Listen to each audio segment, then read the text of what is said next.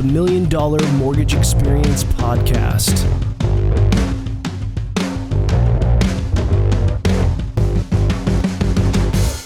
All right, welcome to the show. Today's guest is a mortgage broker, Alejandro Szita, who's also been involved with real estate and loans since 2006. He specializes in serving artists and entrepreneurs as he expertly maneuvers the ins and outs of mortgages for self-employed borrowers. So welcome to the show. Thank you, John. It's a pleasure to be here. It's a pleasure to be on your show. Thank you. I appreciate you coming down, and I know you're from Irvine, so hope there wasn't too much traffic on the way. A breeze. Nice, good. And finally, the sun's out, so we're thankful about that. Yes. But yeah, so you work with entrepreneurs and artists, yeah, in the mortgage business. That is correct. How did you get into doing that? Because I've always, I've done some loans for some artists and some entrepreneurs and some celebrities, but who will remain nameless. But how did you get into that? It was by accident. I used to be in the marketing business. I used to be in the infomercial business. Okay. Those 30-minute commercials. Mm-hmm. And one of my clients on the infomercial business had a financial company. He was starting a financial company, and it was a loan company. And he said, Alejandro, would you like to come to a financial seminar? This is way back in 2000 or so. So I said, yes. And then unbeknownst to me, that financial seminar, ended up in me doing loans, mm-hmm. which is something that I would have never thought about it. I thought that real estate was boring. If you would have asked me before, Alejandro, do you see yourself working in real estate? I would have said, what? Are you crazy? This is the most boring subject that ever exists. Right. Boy, was I wrong. Yeah, I mean, that was probably before all these TV shows now that came out, like Flip That House and, all those shows that are now on, and it seems exciting, right? Like with the drama and all that. But I could see where you'd think that it was boring and numbers and finances and never seemed exciting. But you got into it and you say, boy, were you wrong? So tell me why you think you were wrong. What kind of exciting things happened when you got in the mortgage or in the real estate mortgage business? Well, I can say that at the beginning, more than exciting, it was challenging. I had these perfectly, in my opinion, good clients mm-hmm. that wanted to buy a perfectly good piece of real estate. And I was amazed and taken aback by the stops, mm-hmm. by the problems, by the complications, which to me seemed trivial. Yeah. I could see that the person made the money. I could see that he could afford to buy the property, but for some reason he couldn't, Mm-hmm. And all of the complications to me seemed more from an administrative nature, not having the right paperwork, not being dated correctly, not being showing the number that it should, But at the same time, the person looking at the paperwork will not completely look at it. They would only look at lines. They would only look at totals. Mm-hmm. They would not, in my opinion, look at what the numbers were telling them. Mm-hmm. Then years later, I found out that it was because of rules. This is one of the things that I always tell my customers. It always takes them by surprise. I say, look, a mortgage is a bunch of rules. We need to comply with a bunch of rules. Yep. And I need to know your story. I need to know how you make your money. And I need to know what you really plan, because I need to see in which sets of rules we're going to go with. Yep. That always takes them by surprise, because they think that getting a mortgage is like going to a supermarket and buying an apple. Right. And I said, well, it's not quite that, because it's like going to a supermarket and saying, I want an apple. And the guy saying, hold on, what kind of apple? Mm-hmm. Red, green, okay. Yep. Do you want it organic? You don't want it organic? And it goes on and on like that. Where was the apple created? What was all the different questions? Exactly. How are you going to pay? Because Right. if you pay by credit card, you pay by cash or Bitcoin, the apple is going to be different. Right. Good point. Yeah. I mean, mortgages are like, I always think of it as like little boxes. You got to fit in these boxes. And if you kind of, a little bit out of the box, that it's, it's not going to, they're going to be like, they're going to deny you. And, but yeah, keep going. So you got started working with artists and, self-employed borrowers, entrepreneurs, because they're a little more complex. Did that interest you, or no, because they are like me. My dad was an entrepreneur. Okay. He had a factory, and they produce clothing, like the Men's Warehouse in Chile. Mm-hmm. I'm from Chile, and this is the world that I was used to. I was never used to the world of the employee. I think in my life, I've only worked as an employee temporarily for a few months. I've always been self-employed. All my friends, everything that I knew was always in this area, So actually, I never even understood the other side. It wasn't until recently that I started to do what I call the normal loans, which is the W-2 employee loan. And I must confess, I didn't know how to do them. I had to call my mentor. I said, hey, I could do the most complicated self-employed loan that you can imagine. Right. But when it came to somebody saying, hey, this is my W-2, this is my tax return, get me a loan, I was like, give me a second. Right. So this is all the paperwork? This is it? Yeah, exactly. So I learned how to do them.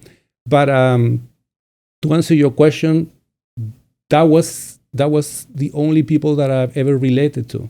Okay. So it's not that I consciously decided to do this. Yeah. It was just the environment where I was in. It's kind of what you knew. Yeah. That's interesting. Just total side question, but like in Chile, are there a lot of self-employed people? Yes. Interesting. Yes. But there, the culture is different.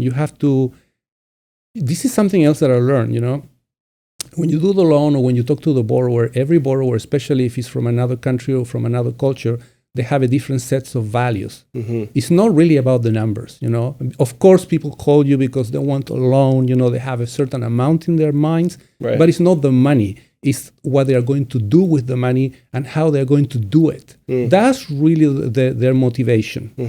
So yes, in Chile, there are a lot of self-employed people, but the rules there are a little bit different. Interesting. So is it just more independence, do you think, or is it a tax thing? Or is it they just want to kind of do their own thing? I would say that the way we have it in the United States, it's unique in a good way. My experience in Europe and my experience in Chile is completely different. Here in the United States, with not much information and not much of a track record, in my opinion, you can get a loan. That would be impossible in Europe. That would be impossible in Chile. Because a business loan or a mortgage you're talking about? A mortgage loan. Yeah. Mortgage loans are very expensive, The rate over there is a mixed rate in the sense that you have sort of an index used for an adjustable. Yeah, you have an index that pretty much in the country you have several indexes, but there is one index that every financial institution uses, and it's variable. Right. On top of that index, you build your interest rate. The margin, yeah. The margin. Yeah. And most loans are like that. So the loans are extremely expensive. The down payment requirements are high, although now less than before. And over there, talk about presenting paperwork and talk about like being a nightmare. Wow. Yeah. It's a little like that. So do you do also a lot of loans for foreign nationals? Not in the lending sense of foreign nationals. I mean, I do a lot of, many of our clients are foreigners, but they do have a social security number. Gotcha. They do have an American citizenship, but they are foreigners in every other respect. So foreign nationals, meaning a person that doesn't have a social security, we don't do them. Right. But people who have migrated here or, immigrated yeah, that's great. And as a mortgage broker, do you feel like it's important to have a niche, like to really focus on something that's a niche? Yes. Yeah. Yes, because if you don't have a niche, you cannot be really efficient on what you deliver to people. Yeah. Like for instance, we don't sell rates. If somebody calls me up, and I got a couple of calls, we started to advertise on the internet, and because of this reason, I told my wife, who is my marketing person, don't advertise in the internet anymore because it's just a waste of time. Everyone wants rate, right? Yeah, I'm going to get these phone calls. Hey, I'm getting a loan at X rate. Can you do better? Yeah. We are not wired up that way, right? Because as you know, a loan is a very specific transaction for a very specific set of rules and circumstances. Sure. Unless you know that, you cannot really quote a rate. Right. But unfortunately, all of the publicity that you see on TV, all these ads about lending, all of these rules about lending, basically take in what, in my opinion, is an exception, which is the W-2 loan. And now this exception or this special type of loan that only benefits a certain type of people, now becomes the norm by which all of the other loans and all of the other programs need to be compared to. Right. But the public doesn't know that. They see an ad on TV says, hey, call blah, blah, blah, we'll give you X rate. Right. And they go, well, maybe that's what I should get. Yeah. Not realizing that is just an exception for certain type of people that only have a certain type of documentation that matches that criteria. Right. So it's always an educational process, which I don't mind doing, but some people are so they're hindered by that. They're so hindered by that frame of mind that they don't open up to you trying to explain that, hey, you don't happen to fall in this category, so we need to take the conversation this other way. Right.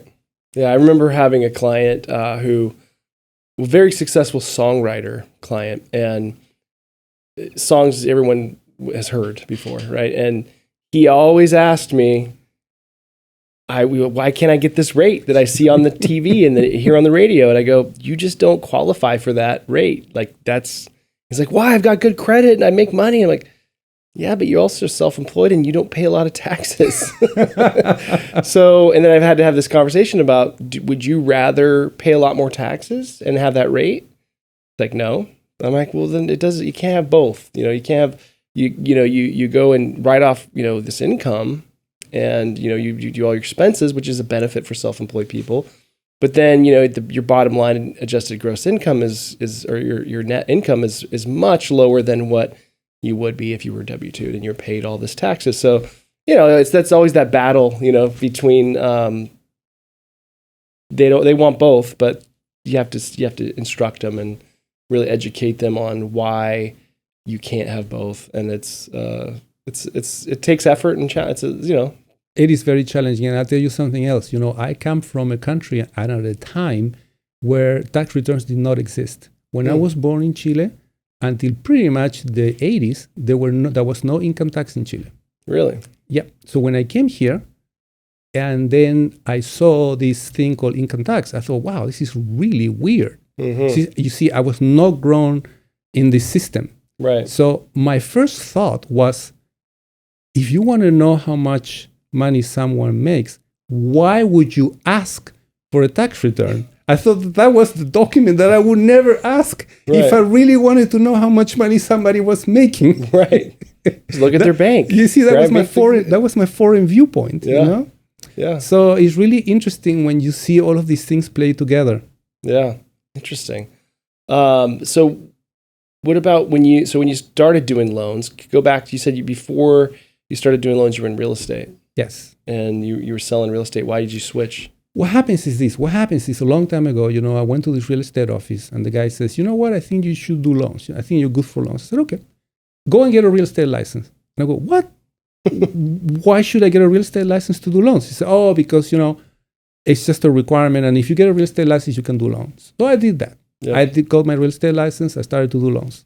California license, yeah. Yeah, California license. In California, you can do that. I remember that's how it used to be. Yeah, you had to have your mortgage license. Your real estate license was your mortgage license was actually a real estate license. It wasn't a mortgage license.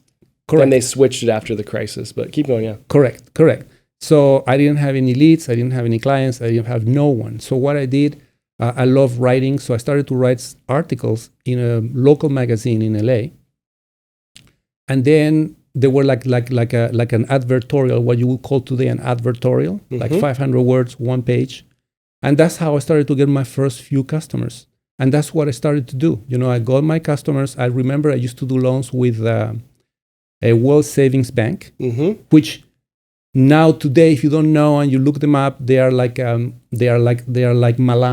and they are like held up as one of the ones that caused all those problems. Which is not true at all. I tell people, I used to love World Savings Bank. Me too. Loved it. Yeah. I love their underwriting. I love their people. I love their option arm. Which is also hailed as the worst type of loan, but it's not true for the right person. Which they actually give to old people, right? When you do a HECM, it's basically an option arm. Yes, it is. So it's like, nah, this is a terrible loan. Don't ever take it. Oh, but we'll give it to the elderly You're totally correct. Yeah. Some people that inquire about a reverse, I say to them, that you can pay this.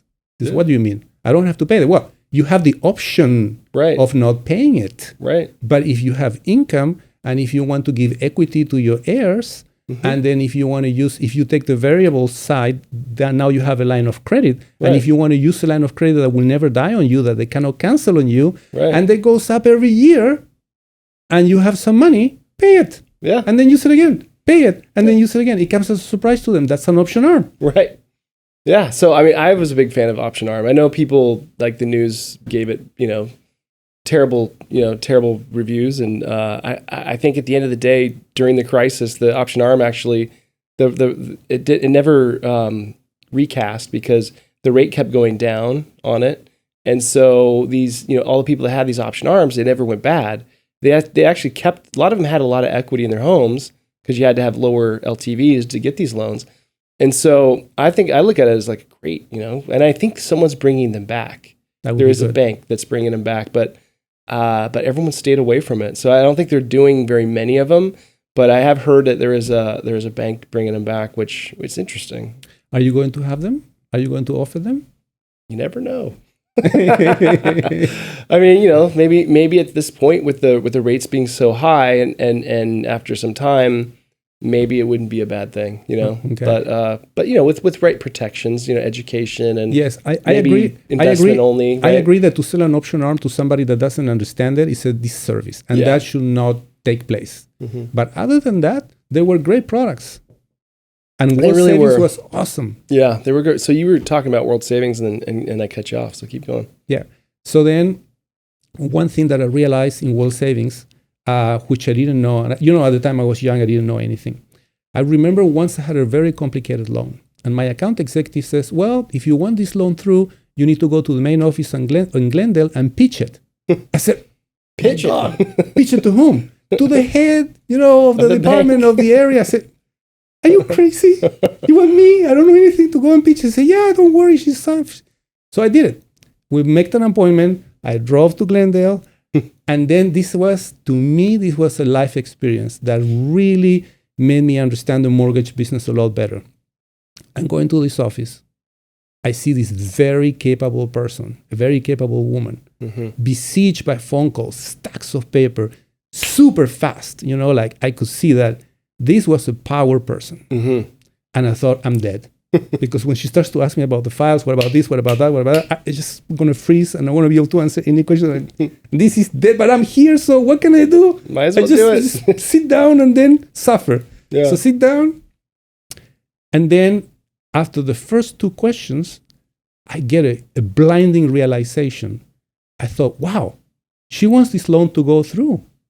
Her business is not to deny loans. Right. Her business is to find reasons to approve them. Yep. And she just wants me to give her reasons to approve the loan. That was to me a surprise because I was still coming from the mentality of, in Chile it would be the reverse. In Chile, you would be like, man, this guy is going to shoot me down. How can I avoid him shooting me down? No, this was a partner on a time crunch and just wanted the correct reasons to approve the loan. That's cool. So she approved it. Yeah. But then I understood how the mortgage industry works. We are all in the same boat. Yeah. We are all trying to approve the loan. We are all within the rules that were given. Yep. We're trying to see if the loan can go through. That was to me a moment, one of my moments. And I think that's why I wanted to start FundLoans, because there was a time, and it was after the crisis, so it was after 2008, when it wasn't like that. And it still is tough in some ways to have that kind of mentality with a lot of lenders out there, because they don't think outside of the box. They are looking for ways to, if it doesn't fit the guidelines, to deny it. And so we're, kind of our mentality has been a little bit more aligned with yours in the sense that, we're looking for ways to approve the loan within our rules. And if it can be sold to, investors and put into a mortgage-backed security, and if it could fit in there and everyone, agrees that credit risk is there. But there's been a lot of, ever since the 2008 crash, everyone kind of got really nervous that, that certain things caused, kind of like the option arms, because certain things caused the crisis. And I do believe in ability to repay, but, it shouldn't necessarily be all about the ability to repay. Shouldn't necessarily be, do you have a W-2? And that's what it kind of was happening when I remember looking at the mortgage business in like 2010 and 11. And I remember looking at a deal where a guy had enough cash to pay off the loan in his retirement account, and they wouldn't give him a loan. And I was like, he has the ability to repay it. He could pay it off tomorrow, and they still wouldn't give him the loan unless he pulled money out. And it was because he just was retired and he had plenty of money. You know, the industry's changed a little bit like since then. I think that was in 2012 maybe when I saw that deal. But you know, it really frustrated me that the business had changed that much after 08. Kind of swung to the other side of the pendulum. And but you know, it's I like thinking, you know, outside the box. I like thinking about loans and looking at the deal holistically, kind of like you were talking about with the World Savings Woman. Yeah. And I'm glad that you started this company, John, because there are not many companies with your philosophy. I get promotions and emails every day. You know, some lenders say, "Hey, we do bank statements, loans now," but I know that it's not a fit, because if you are in that kind of very strict mentality, and now you offer another loan program, it doesn't mean anything. You know, right. It's two different. I didn't think that was the case, because usually when I get a borrower, I don't ask them for any documentation. I say, you know what, I would rather have a Zoom call with you or meet you in person. Very few people go for that. I say, no, let's have a phone call.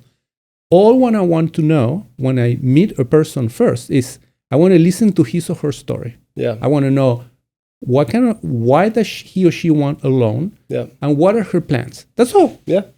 And depending on the story, if she says this or that, that's the initial documents that I ask.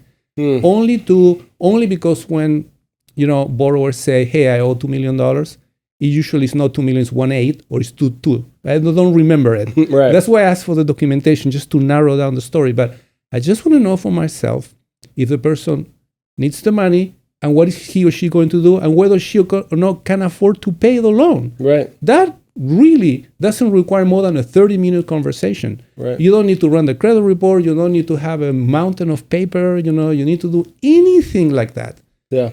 That I find that almost no one does. Yeah. You do. I mean, the people that work here do. Right. But most people don't. No, it's very much transactional, which we've done podcasts about relationship versus transactions. And when people are just doing transactions, you miss out on all that human touch. You miss out on, you know, that client for life mentality versus, you know, let's just one and done, get your commission check and then move on. And that's what I think a lot of people have shifted into the mortgage business, have done with their businesses. And it's why they're suffering today. And they're not able to do as much business. Whereas like someone who has a relationship driven business can thrive even in times that are slow, you know, because you have clients, repeat clients, you have people that remember you, and they, you know, because you don't remember the person that just was transactional. It's like, you know, you got your rate, you got your loan, you closed, done. You know, there's no real connection to that person. And they're not going to refer you any business. They're not, you know, and then if they did, they're going to refer you business. And if your rate's not there, then you didn't get the deal. Exactly. If your rate is 1/8 off, which is nothing for most people, right? That for most people that is completely immaterial, right? Whether it's 6.6 or 7.5, it's immaterial, right? But that's enough for them to just go away. I've seen people walk away from a deal for a $200 fee, like a $195 funding or whatever the fee was, right? Like, oh, they didn't charge that. And you're like, you didn't tell me that they weren't charged. I would have matched that, you know, but that's just, it's so funny how there are people that, you know, I mean, I get it. There's a lot of people that count numbers and that's the way they are. But you know, that's where the relationship would have helped save the deal versus just a transaction. Correct. You know? And I completely agree with you. That's what I go for. I go for the relationship, because another thing that I try to tell people is that loans are a process. Yeah. They say, well, but I got approved. Well, you got approved initially. I approved you because I think that you can pay for the loan and you qualify. Right. Then the lender is going to automatically approve you or approve you initially. But now there is a whole process where we need to show that everything we said, we can back it up. Right. And then you get the final approval at the end. Yeah. So if you don't have the relationship and you embark in the process, it's going to be a nightmare. It's going to be a nightmare for the client, and it's going to be a nightmare for you. Right. True that. What are some challenges that you've seen self-employed borrowers face today, and how do you help them? Well, I'll tell you a challenge that comes to mind. There was this person, a financial advisor, 15 years being a financial advisor from India, very successful. savings,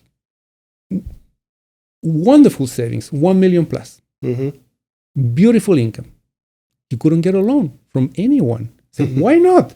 And he tells me, I used to be a W-2 employee for this company, 15 years. They offered me the option to be independent, 1099, same company. They even raised my salary. And I said, yes, that happens 3 months ago. So I'm not a W-2 employee now. Right. And I haven't been in business enough to qualify. Right. But it's the same work, more money. Yeah, same work, more money. I want to buy this house and I want to put 50% down. Wow. And I go, this is one of those examples where the rules that are initially meant to protect everyone, now they are being counterproductive, and they are stopping someone that is overqualified. Yeah. By the way, the house he wanted to buy was not a mansion or anything, which is the regular. I mean, it was a nice home, but it's not a home that you would have said, hey, you know. So actually, Shane helped me. He said, you know, we can't do the loan. You need like a community mortgage. And we went to a lender that offered the community mortgage loans. But that's an example of how someone who's truly qualified is not able to get a loan. Yeah. I wish Shane would have asked me. Shane, we might have done that loan, but I'm glad you got it done. I mean, it's 50% down and you know, same line of work. And well, now I know you can do it, because before the podcast, I was talking to him, and I understand now that when I have a unique scenario, I can submit it. And you have a secondary... We have a credit committee. Yeah, you have a secondary option, you know, to pitch it to certain investors that want a certain criteria. Yeah. Yeah, no, Shane's great. I just, you know, when I hear these, it's sometimes like, oh, we could have looked at it. Maybe we wouldn't have done it, but, you know, it's, and maybe he did ask, you know, I don't know the whole story, right? Yeah. But, but I have some crazy stories. I can tell you another crazy story. Yeah, let's hear another one. I love about a month stories. ago, we closed a mortgage on a home in Santa Monica for a borrower. And then in the middle of the process, the lender started to wind down their wholesale operations. Because another thing that I try to tell people right now, you know, right now, for the people that are watching this is April 19th, 2023. Right. And another thing that is not being published or nobody's talking about it, there are lenders that are winding down. They are closing their doors right now. Yeah. So even though you read on the press and everything seems okay, everything is not really okay. Things are really changing at a fast pace. Right. So this lender was going out of business or closing down their operations. On top of that, because he's a teacher, the way they pay him was so complicated. Even I could not understand it. As a teacher, you'd think that you get a W-2, right? Right, but the calculation, how they calculate their hours, you know, this particular school had a sort of a benchmark hour that all of your hours had to be translated into. Okay. So if you did an hour of this benchmark index, it's not that you did an hour, it's that everything you did was equivalent to this 1 hour. Wow, that's definitely interesting, yeah. But not only that, this benchmark hour, depending on how many years, depending on your position, depending on this or that, had like 6 or 7 different scales of pay. Wow. So to make a long story short, it took quite a while for me and the underwriter to figure out. I knew that he had the money because I already interviewed him, you know, I already see what he was doing. Yeah. I knew that this loan was done because I never submit a loan that I don't think 100% that the person can get approved for. But that complication, plus the complication that the lender was winding down their operation, had the listing agent wanting to kill me on site. Yeah, I've been there. My God, it was really stressful for everyone. In the end, the lender is a good lender. They closed, and that was good. But that was that's frustrating when that happens. Yeah, I mean, yeah, who knows what's going to happen? I mean, we're in a good spot, but it's like this market is just so odd. And I want to ask you. You know, it sounds like you've been doing well. You know, you do good volume with us. Like, how has it been going for you with the higher rates? Have you seen a big decrease in your business, or have you seen it is it still sort of steady? I've seen that the borrowers are more cautious now. They want to know when rates are going to come down again. And in the case of this borrower, he went into a major bank when we were doing this loan. And this major bank gave him a loan estimate. The loan estimate was just a little lower than what we were doing. Just a little, not much, not even half a point.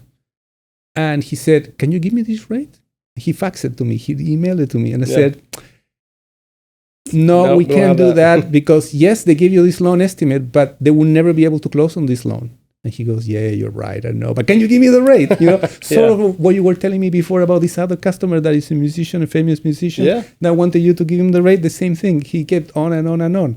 Now, that rate that we got from him is completely unattainable today. Yeah. Completely unattainable. This is just a few months ago. Right. Completely unattainable. But to answer your question is, people are more careful about the rate and they are shopping a little bit more. Right. Yeah, because it's when they're all down in the threes, it all feels great, but when you're up in the 6s, 7s, and 8s, like it's you're all trying to get lower, right? Yeah. So but like you were saying in your podcast, in your earlier podcast, when you began in this business, rates were like a 10.5. Yeah. When I began in this business, rates were like a 7.5. And I remember one of my first loans, I get the loan for this girl. I was like 7 or 6.75. This was right before 2007. And then I said to her, you know what? Something is happening. I don't know what it is. I didn't have enough arguments at the time. I didn't have enough know-how to really convey it, but I could feel it. And I could say, you know what? You should take this loan. Oh, but can you get it cheaper? I don't think so. Yeah. A few days later, that lender went out of business. So I was logging in and boom, out of business. I called and the number has been disconnected. And I said, okay, I had like 2 or 3 lenders line up for her. The second one, the same thing. The third one, the same thing. And during that week, pretty much all the lenders I was doing business with just went out of business. Yeah, they all imploded. Yeah, I remember watching that implodometer. You remember that? No, I didn't see the implodometer. There was like a website called the implodometer, the loan and mortgage implodometer, or something like that. And literally every day you go on it and see who went out of business. And it was just business. It was lender after lender over a span of, I think, 2 months, 3 months. It was just falling. It was incredible. Imploding. Yeah. And then, it happened a little bit here in this last, run with the rates hiking and this last year. I mean, it's been kind of crazy, but different in a lot of ways because the real estate market's so tight because there's no listings. Everyone's holding on to their low rate mortgage. They're holding on to their house that they're, there's only like forced sales, really people who have to move either through a divorce or a death or, stuff like that is really where the transactions are happening. No one's really just deciding, there's some people that are like, I need to, change my area, move or whatever. But, it's tough to give up that low rate. Yeah. Yeah. Inflation alone is going to pay for that mortgage. If you make your payments and you have it long enough, inflation alone is going to pay for it. Right. Yeah. It's so true. How do you think needs and mindset are different between the self-employed borrowers and the W-2? They're completely different. The the W-2 borrower comes to you as if he's a self-employed. He says, I have great credit, therefore I should get the lowest possible loan. I always say to people, you have credit, you have collateral, and you have income. Out of those 3 things, income is the most important thing. Yep. After income, we're going to look at your credit. And then if it's a single family residence and it's not falling apart, we're going to assume that the collateral is okay. Right. But is income the determining factor? They go, oh, well, but my credit is whatever. I said, no, let's look at your income first. Right. So people that are employed, when they come to you for the loan, they already assume that they're going to get the loan that is advertised, the cheapest possible, that is on the news. And it comes to them as a surprise when I want to know more than just their credit. Right. So that's for the employed people. For the self-employed people, they assume that they are like the W-2. They say, well, I'm a business owner. I make a lot of money. Right. Well, my credit has a few dings here and there because you find, maybe you agree with me that usually we self-employed people have more dings on our credit. I think you'll see more self-employed people in a general statement that, people who are entrepreneurs tend to focus on their business. Yes. And sometimes they have other people or not handle their bills, and so they don't focus on it, right? And so there could be a slip up where that might happen, where like oh man, I had the money to pay my car, but it somehow, it got skipped because I'm so focused on my business, and laser focused. And also self-employed people like us, we focus on cash flow. Yeah. If you have 10 Gs and you can use it to buy inventory, you can use it to like do something instead of like paying your bills. You go, well, I'm going to be late, but who cares? I'll pay the late fee. Right. But that who cares? I'll pay the late fee is gonna ding your score, you know, and then it shouldn't be that important. But if you're planning on a major decision, then it becomes important. Right. So we end up pretty much helping people with their credit scores. We don't charge for that. We don't advertise it, but usually we get between 20, 50, and in one occasion, 100 points. Oh, wow. Just by asking them, because self-employed people have the cash. Right. So just by paying certain bills in a certain order and then keeping their limits as well. You know all of this. Mm-hmm. But to answer your question, self-employed people, when they come to us, they're under the assumption that because they have the money, they should be able to get the best rate. Right. And it comes as a surprise and a shock and bewilderment. Like I remember this client. He's a really good client. He sells tens of millions of dollars. He's a distributor. His income is over $1 million a year, and sometimes even more. He used to bank, and he still banks with a major bank, and he approaches them before coming to me, and he says, "Hey, can you give me a mortgage?" And the bank says, "Oh, sure, no problem."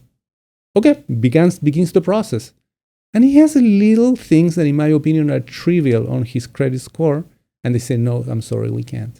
Wow. He couldn't believe it. Yeah. 20 years, relationship management. Right. And they just turned him down. And they just turned him down for something that really, with $40, this is what it cost me, $40, you could fix. Wow.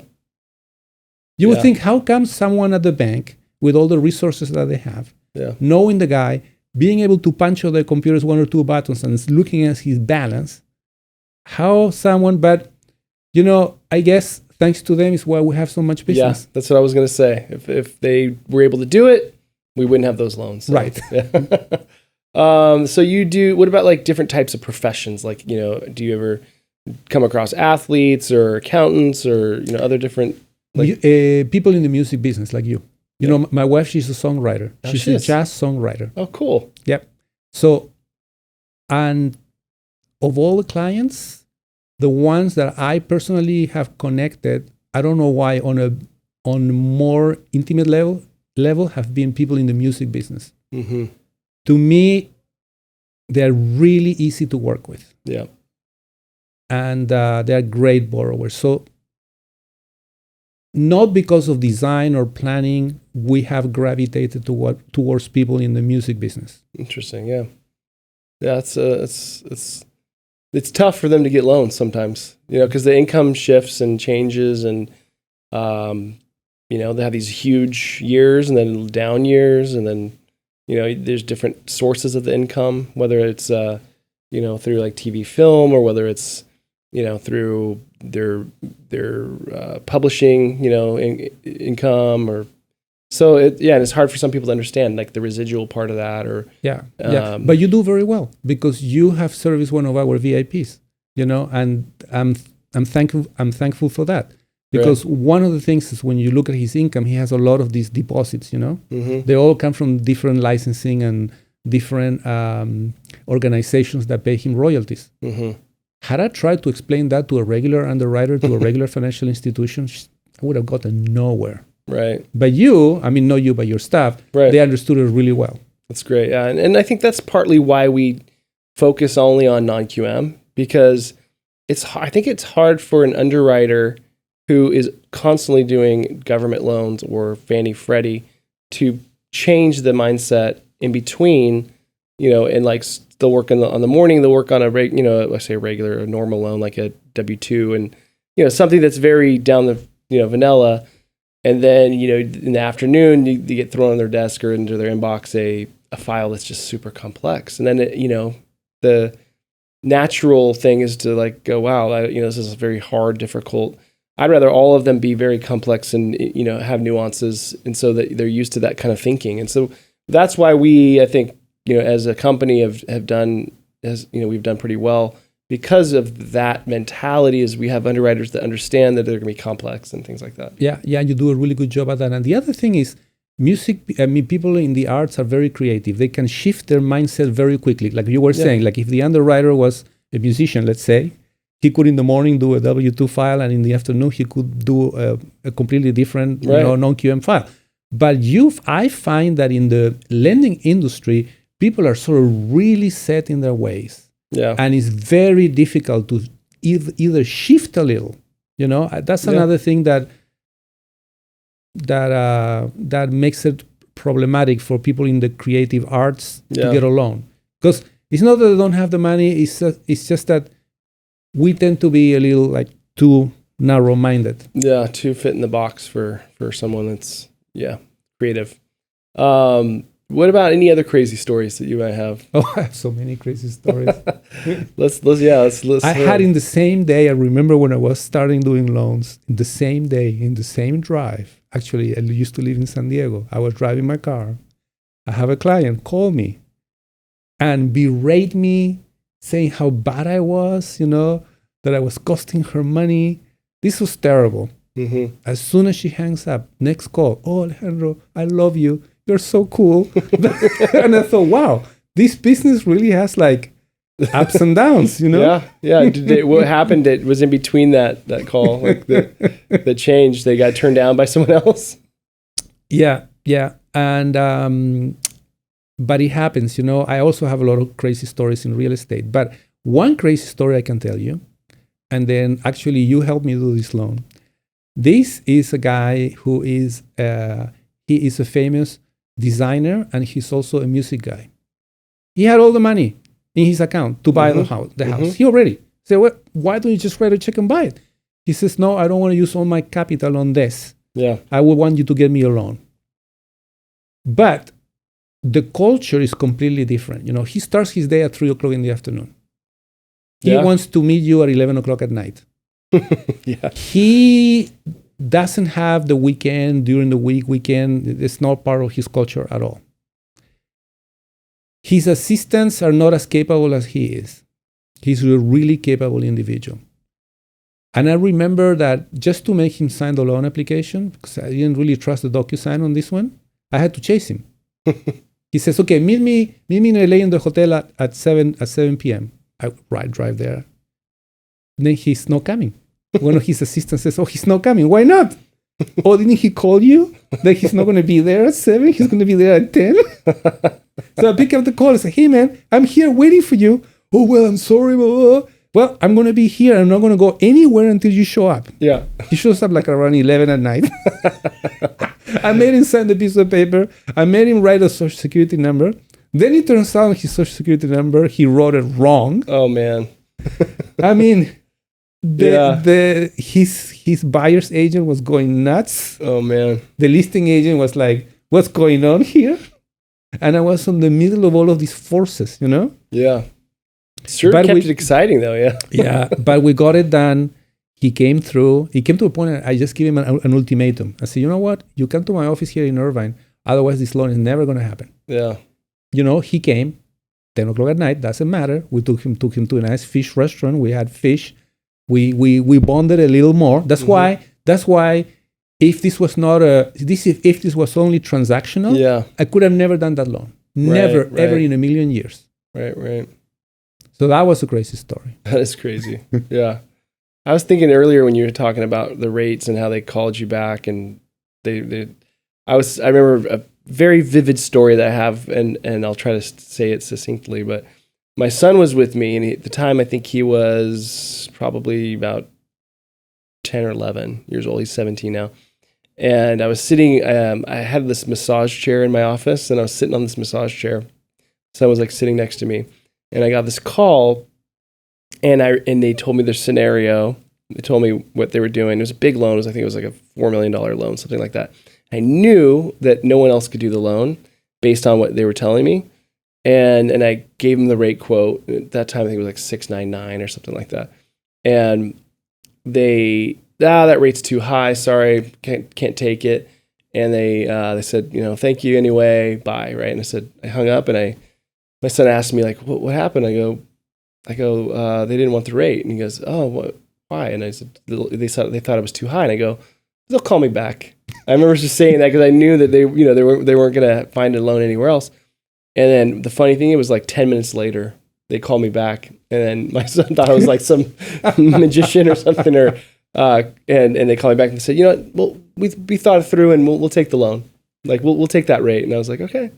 But like that's the thing about when you ask the thing, to your point earlier where you're saying you ask them about their situation, they hear their story, you find out really what they are all about, what they want to do, kind of what their intentions are, why what their income's like, what they do for a living. Then you kind of create this kind of a bond, like you were saying, versus just send me your paperwork or just here's a link, fill it out. And then it just happened, can I tell you another crazy story? Yeah, I love it. Listening to you reminded me of this story. Yeah. So this realtor that we became friends. Now, this realtor, by the way, we became friends because of this transaction, because of this crazy transaction. The one you were just talking about, yeah. He said, man, after this, I'm going to be with you. I said, fine. And then we've closed a few loans. And then he brings me a loan. He calls me about a year ago and said, Alejandro, I am hesitating on giving you this loan because this lady has been already for like 3 mortgage brokers and she's been denied by every single one of them. I don't think this is doable.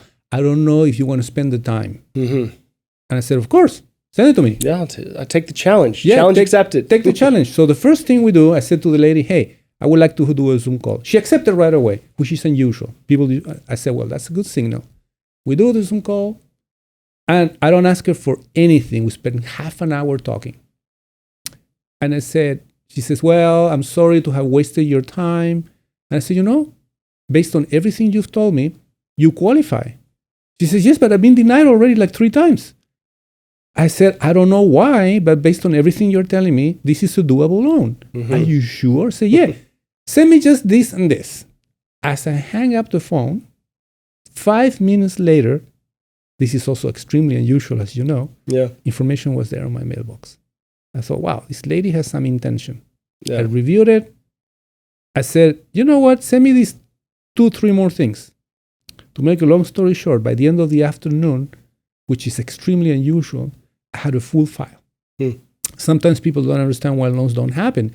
It's because sometimes people take a long time to give you the information, or they give you pieces, or it's incomplete, or it's illegible, or blah. So we start doing the loan. We come to the final crunch. She was $1,000 short, $1,000 a year, by the way, not $1,000 a month. Wow. And then I start to think, that's why maybe she was denied. But because we spent quality time, and I said, hey, you said that you have adopted like 2 or 3 kids, right? She says, yes. And then I go, well, how can you provide for them? Because I see that you could, but your finances are really, really at the max. She goes, well, LA County pays me $1,000 per kid per month. I said, no kidding. And I said, do you have proof of that? Yeah, I have all the canceled checks and I have a contract. And I said, can you send that to me? Yeah. And as soon as I got the phone, boom, it's there. Loan done. Wow. Yeah, that's loan done. You got to be able to ask these questions, right? And dig in, and that's a great success. And it's only story. because on the Zoom call I saw all the kids, and I said, oh, you have many kids? And she goes, no, they are adopted. You see, that's why Zoom calls are important. Meeting in person and also Zoom calls are very important. Yeah. That's great. So this is a very rewarding business. Now, like you said on your podcast, I don't remember the name of the guy that interviewed you, but that was a really good podcast. When I was being interviewed, or when you were being interviewed? This is one of my rules. Always before I go on a podcast, I want to listen to 2 or 3 podcasts of the hosts. So I have something to talk about, Right. And there is one thing that you said there that I thought, wow, this is so true. You said that you wanted to find out, I don't know how you said it correctly, but you wanted to connect. You were not just after the transaction. Yep. You really wanted to know what was behind. And you also said that it was very rewarding when you did a loan. when you did a loan for the right reasons, for the right customer, Mm-hmm. It's not just the commission. Right. It's so you feel that you are part of the community, and you feel that in your small way, with that loan, that probably in the scheme of things is nothing, but for that person, that loan it's a big difference in their lives. Right. Yeah. And that gives you satisfaction that it goes just beyond the commission. Yeah, true.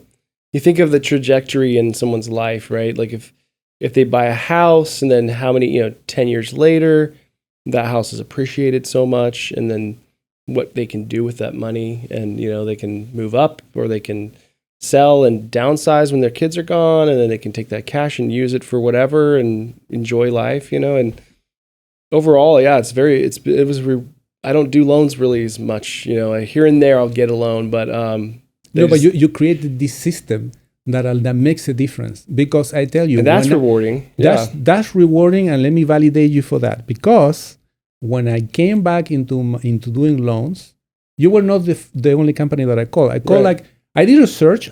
Oddly enough, I could only find five companies that cater to the non-QM. Back in what, 2016, 2017? Or? No, 2021. 21, okay. Beginning of 2021. Yeah, right after the pandemic, right? Right after the pandemic. Only 5 companies. Now, your account AE was the only one that called right away. Interesting. That was surprising. Yeah. And then I think of the 5 people that I called, weeks later, I got 1 phone call. Wow. So the system that you created, really makes a difference. I don't see that there are many companies that can do what you do. I mean, there are other companies like Impact, Sure. For instance. Impact has a division of bank statements, and other people. Carrington Wholesale also has a division for bank statements, but they don't. It's like a frame of mind. It's like, it seems to me, and I may be wrong, and I don't want to insult those companies, but it seems to me that that's an add-on. Yeah. That's not what they do. It's not their primary focus. Yeah, it's not their primary focus. And that's what we've always pitched is like, this is all we do. We're laser focused on this type of lending. And so it's almost like being an expert, right? Like being a ninja, or being I don't know what to to compare it to, but like this is all you do. Like you're just laser focused on it, and then hopefully you can do it the best if you do it that way, right? Yes. Where do you think the industry's headed? Do you think it's going to loosen up? Maybe we'll get back products. I am very, how can I say this? I'm sort of the black sheep in a way. I remember, I credit my dad. I remember many years ago when I was a boy, I was reading this on the newspaper, and I said, "Dad, is it true that blah?" I don't even remember. But I remember what my dad said. He looked at me and he says, "Where did you get that information?" And I said, "Well, I read it on the newspaper." One of the major newspapers in Santiago, in Chile at the time. It's like saying that the Washington Post or the New York Times says, Sure. blah. And my dad said, he simply said this. He says, "Do you believe what the newspaper says?" And that was a shock to me, because number one, he introduced the idea that the newspaper could be lying. That never occurred to me. I thought that if it was there in this major prestigious paper, it must be true. Somebody must have checked it. Right. He automatically destroyed that idea. And then he introduced the idea that the information itself could be false. Mm-hmm. I never thought about that. And that, unfortunately, clicked into me, this questioning thing. Also, I've lived in various countries, before coming to the US. So this is and I follow this guy that I'm not affiliated with him, he doesn't even know me. His name is Martin Armstrong, from Armstrong Economics. Okay. You type armstrongeconomics.com. He used to be a super big hedge fund manager and advisor to central banks and really big funds. And I follow his blog. So this is where this information is coming from. Okay. It also resonates with everything that I know. I'm a history buff, so I like to look at history. In my opinion, history repeats itself, because we as human beings, even though we have all this technology, like this microphone, these beautiful lights, we are at the core the same. Yeah. So we tend to repeat things. Right. In a different way, but basically we repeat things. Sure. So in the world right now, not us in America per se, but in the world right now, the world is crumbling for many reasons. This war in Ukraine is the beginning of World War III. All of those things do have an impact here. Yeah. And also the things that are happening in the US also have an impact. He predicts, not me, he says, Martin Armstrong, that the US is going to split up along party lines. I happen to agree. You mean like as our whole country will be in two different, like physically or just politically? Politically. Which I think we already are, right? We're already pretty split as a country. Yeah, but he means that completely politically, meaning that it will be United States 1, United States 2. Oh, like the West and East or something, or Exactly. I can tell you that I lived in 1973 when the communist takeover of Chile happened.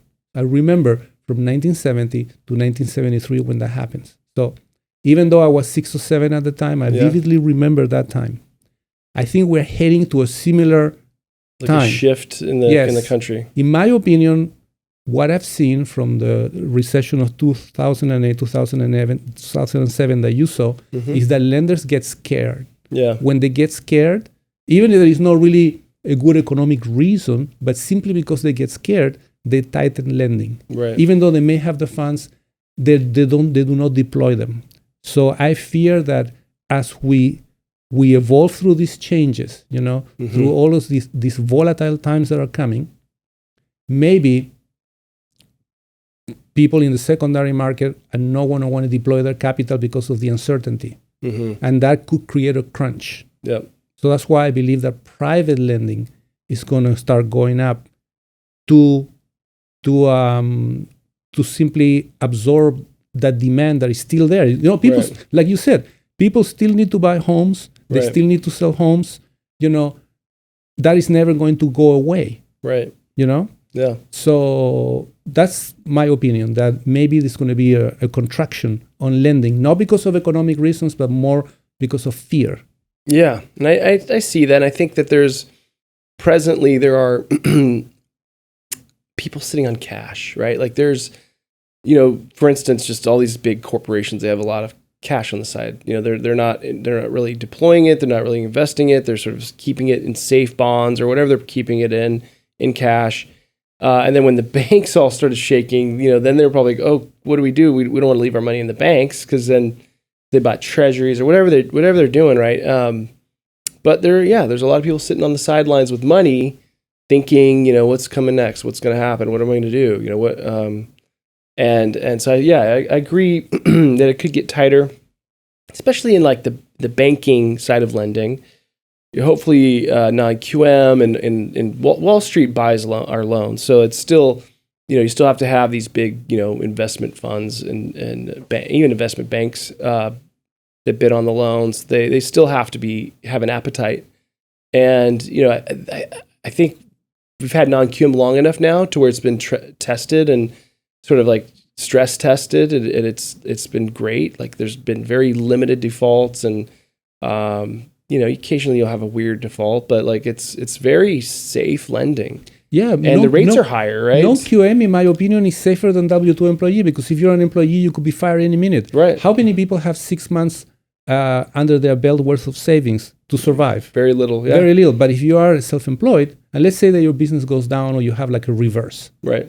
You are creating your income. Right.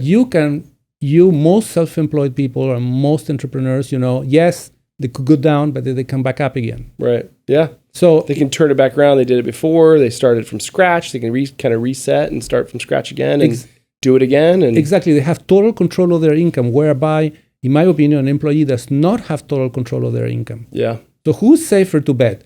The person that can control their income 100% and make the decisions, or the person that, even though he or she may be a good employee, show up to their work and be good, they could be fired the next day, not because of their doing. Yeah, and they might have a higher loan to value, and they might have less money in reserves. Yep. Where like non-QM, it's a little higher in reserves. You require typically, or you'll require more down payment. Like a minimum of 10%.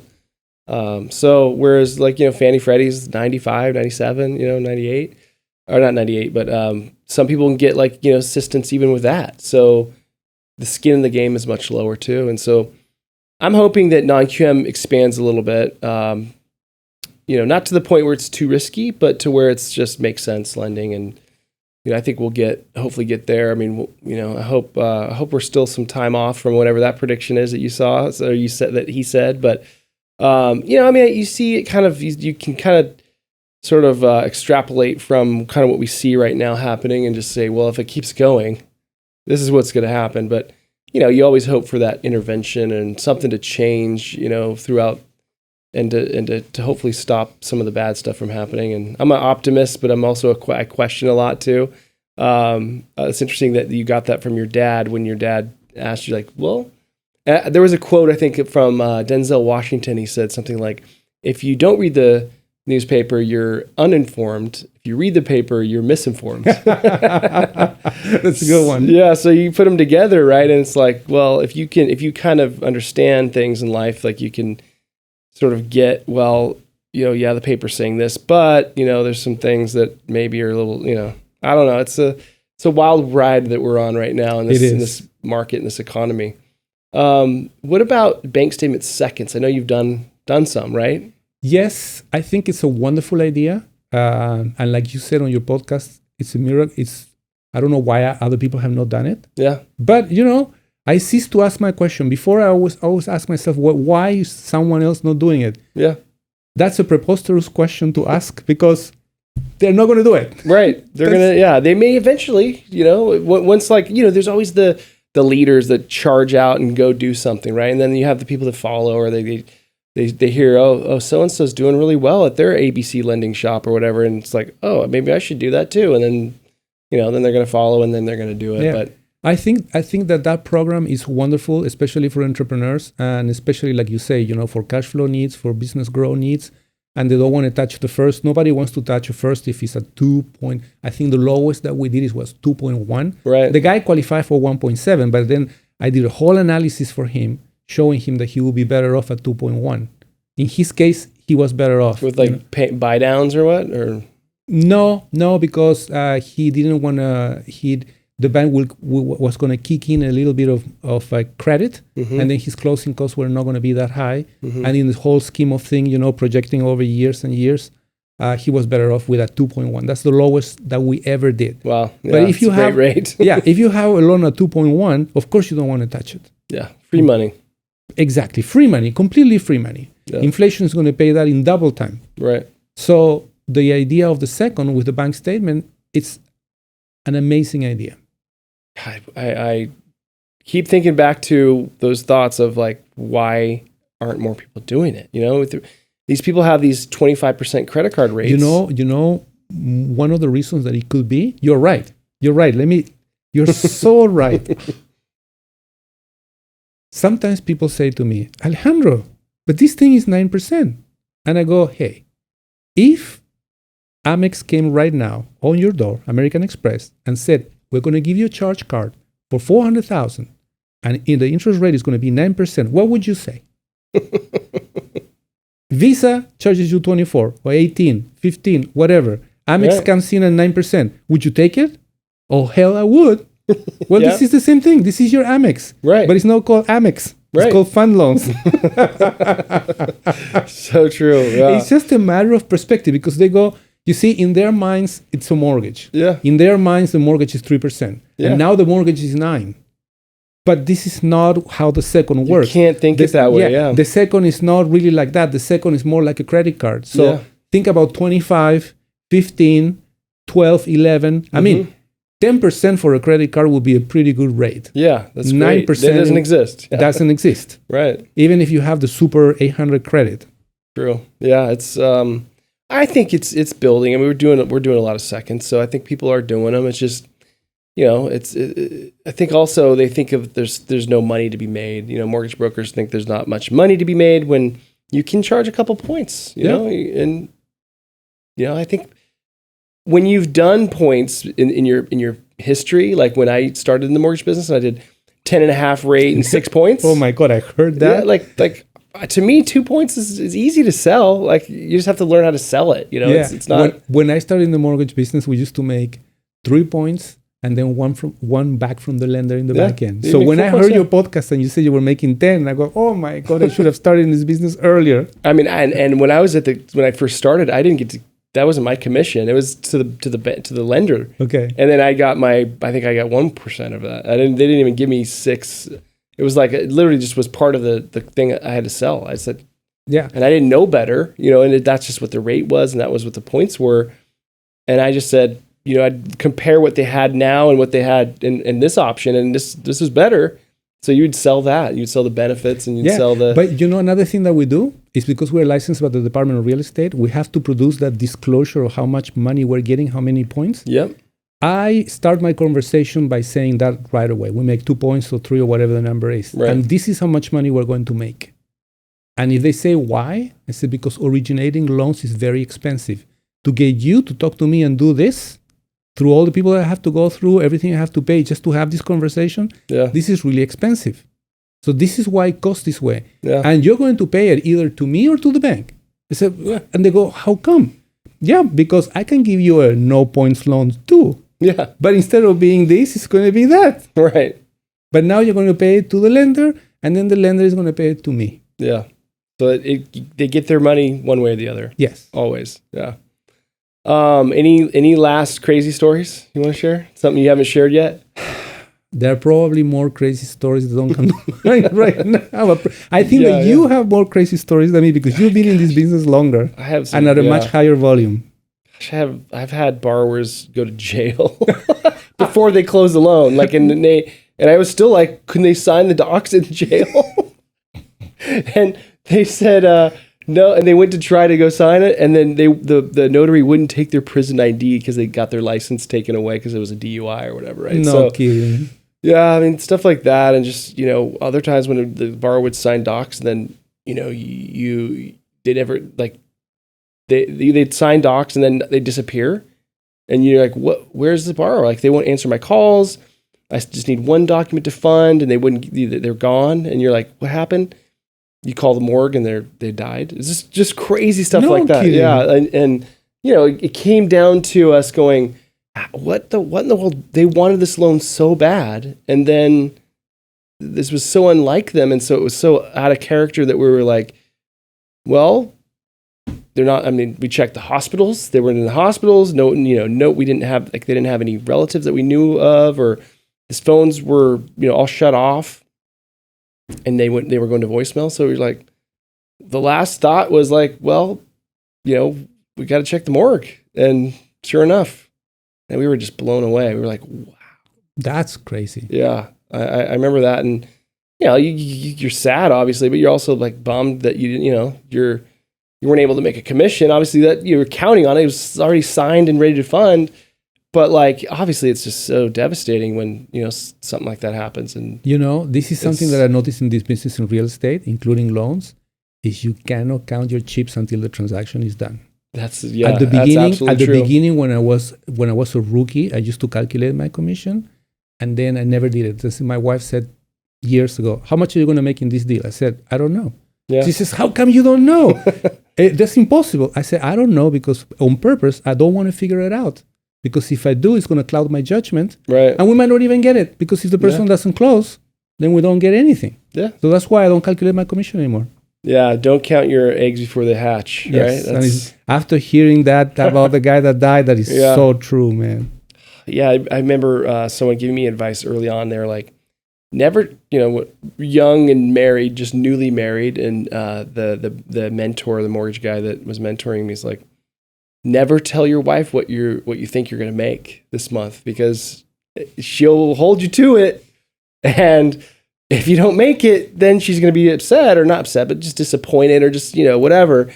And if you just say, you don't know, or like you way underestimate it. And then if you close all the deals, then, surprise. It's like under promising, over delivering, right? It's like, that was the best advice I think I ever got. 'Cause you get all excited about your pipeline and all these loans are going to close and stuff falls out. And then, I know. It's a bummer. Yeah, it's funny. And I think those are some of the early lessons that mortgage brokers have to learn is when they get into the business and they get all excited because then they count the money, and then when it doesn't, then it's such a huge disappointment. And I know. And that's why, coming back to what you were saying at the begining, the most important thing is the relationship. Yeah. Because once you have the relationship with the client, you can both navigate all those problems and come to a close. So the time of the borrower and your time are not wasted, and they both get what they want. Right. But I do what you say too. Even with borrowers, I underestimate and over-deliver. Right. Because there are things that even though you've been in this business a long time, and even though you can more or less forecast where it's going to be, right, until the deal is closed, you don't have the complete certainty. Yeah. So it's better to not promise so much. That's good. Any shout outs? Anyone's helped you along the way? Yes. Well, my dad, my dad instilled the actual habit of critical thinking. That was great. My mentor, his name is Ernie Farhat, on the west side of LA, the best broker. Nice. Commercial broker. And one of the many lessons that I learned with him is that always take the high road, even when it doesn't work in your favor. Mm-hmm. And cultivate relationships, because that's how he does business. He does business pretty much through relationship only. Mm-hmm. And he always takes the high road, and he's always very meticulous. He's the one that really taught me how to read, and this is not necessarily for mortgages, this is for commercial real estate transactions, how to really check the escrow statement every single time, line by line, how to read a preliminary title report, what it really means, how to dispute title items when needed, and why. It sounds a little arcane, but he had crazy clients and he had crazy situations. Mm-hmm. And I apply the same thing today on my mortgage practice. When I get a borrower and I get the preliminary title profile, I read it from top to bottom. Mm-hmm. And I see many times things that I start to immediately correct, even though technically it's not really my job to do. Yeah. I do it anyways. I check the escrow statements line by line, because mistakes are committed. Right. And so he was invaluable in that experience. I think what I'm getting, what you're saying, is that you just be thorough, and you need to really become an expert in your business and learn. Never stop learning. Really, and then you care about your clients. You're taking effort, time to really know your borrower, to really know the transaction, to really know. That way that client, is taken care of. At the end of the day, it's taking care of somebody and making sure that their experience is a good experience and is going to be something that is going to last and close. And the loan goes well. Yeah. Because there's no surprises when you've already read the title, when you've looked at the appraisal, when you've looked at the credit report and thoroughly, and then you've also looked at their income thoroughly. The underwriter brings something up, you're like, oh yeah, I know that, and then you explain it and you get through it, versus oh, I didn't know that. It's a surprise to me. But it goes even further than that. You want this person to be able to pay the mortgage. You don't want 6 months or whatever many months to get a call saying, hey, this guy is defaulting. Right. That's a horrible call to get. Yeah. It's a horrible call to get. Now, I didn't know this until I started to sign all these agreements, like with your company. But many brokers don't know this. You are responsible. If the guy can't pay, you have to buy that loan back. Yeah. You don't want to be in that position.